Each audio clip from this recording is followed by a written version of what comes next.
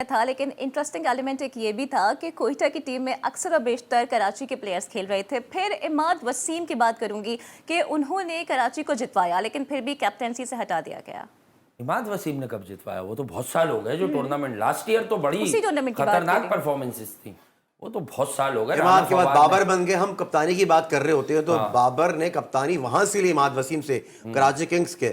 उसके बाद फिर बाबर बेशक वहां से चले गए, अब शान मसूद को बना दिया। साद बेग को कप्तान बना सकते थे, मैंने आपको दीगर लड़के थे कप्तान बन सकते थे। ये आगे जाते या पीछे जाते, पर मैंने आपको कहा कि ये फ्रेंचाइज जो है ना, ये मुझे हमेशा से डिस्टर्ब लगती है, हमेशा से डिस्टर्ब लगती है। ये पीछे चेहरे चेंज करती रहती है। इन्होंने इस्लामाबाद से लेके सर डीन जोन्स को भी हायर कर लिया था, फिर उनकी डेथ हो गई थी, फिर वसीम अकरम ने पूरा किया था मामला।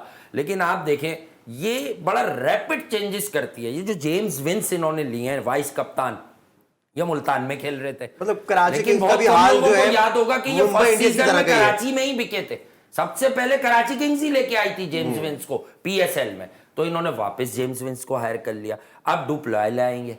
अब आप प्लेयर्स तो देखें, उनकी प्रोफाइल तो देखें। अगर एक लड़का जो इंग्लैंड की नेशनल टीम तक भी कहीं दूर दूर तक, मुझे तो पता होता है कि बैकअप में कौन चल रहा है, बैकअप में भी नहीं है डुप्लॉय, उसको आप कराची किंग्स में वन डाउन भेजेंगे और आप एक परफॉर्मर को, आप पाकिस्तान का फ्यूचर साद बेग को एक मैच खिला के इस फ्रेंचाइज में, जिसमें बल्लेबाज पूरे नहीं नजर आते मुझे, जिसमें 5 पर बैट उठा के नवाजदी मैच विनर आ जाते हैं, ये मैच विनर बनाया है बाबर ने। ये बताना चाह रहा हूं, ये मैच विनर बनाया है बाबर ने, जो आपको मेलबर्न में जीती हुई बाजी हरवा चुका है, जो आपको हार्दिक पांड्या के अगेंस्ट भी मैच हरवा चुका है एशिया कप का। ये मैच विनर बनाया बाबर ने, जिसको बाबर स्पिनिंग विकेट पे 50 ओवर के मैच में वर्ल्ड कप के 20 ओवर तक बॉल कराने नहीं लाए। इफ्तिखार जो पार्ट टाइमर है वो 7वां ओवर कर रहे हैं।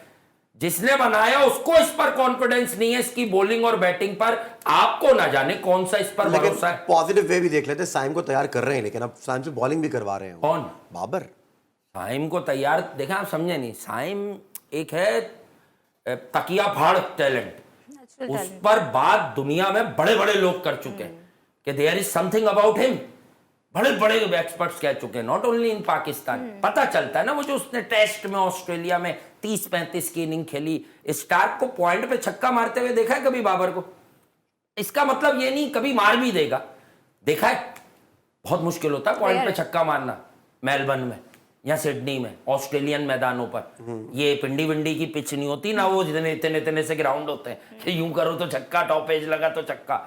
उसने वहां जब इस तरह की 30-33 रन की इनिंग खेली तो लोगों को समझ आ गई कि इस लड़के में स्पार्क तो है।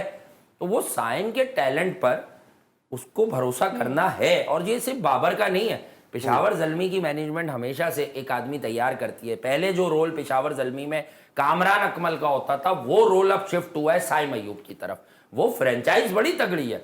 बाबर आए हैं, कल को शायद चले भी जाएं, जैसे वो कराची किंग्स से चले गए थे। Got my point? तो बात ये, पेशावर ज़ल्मी अपने मेथड पे रहेगी। हाँ, कप्तानी का फेवर वो हसीबुल्लाह से ज्यादा थोड़ा सा हारिस को दे रहे हैं, वो मैंने आपको पहले भी समझा दिया। Pakistan cricket needs fresh legs, fresh blood. कहाँ है? शाहीन हार जरूर रहा है, हर तरह की तनकीद करें, पर साहिबजादा फरहान को वाहिद आदमी है पाकिस्तान का जो उसे रेगुलर ओपन करवा रहा है।